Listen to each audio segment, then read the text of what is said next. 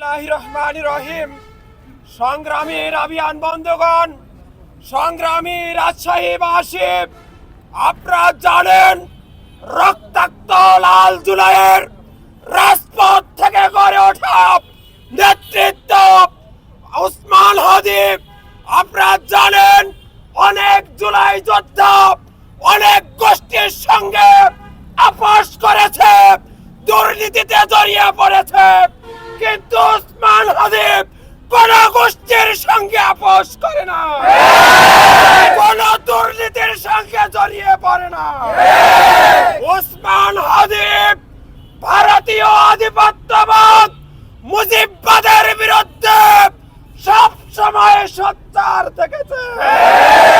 তাই আজকে যে হামলা হয়েছে, আমরা মনে করি এর সাথে ভারতীয় আধিপত্যবাদ এবং মুজিব গুন্ডারা জড়িত।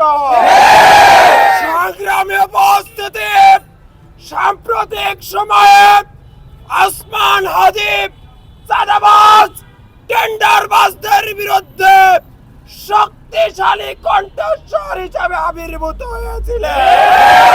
তাই আমরা মনে করি ঢাকা শহরে যারা চাঁদাবাজ টেন্ডারবাজের গডফাদার রয়েছেন, তাদেরও এখানে হাত থাকতে পারে। আমরা ইন্টারিমকে বলতে চাই, দ্রুত সময়ের মধ্যে তদন্ত করে খুনিদের গ্রেফতার করে দৃষ্টান্তমূলক শাস্তি দিতে হবে।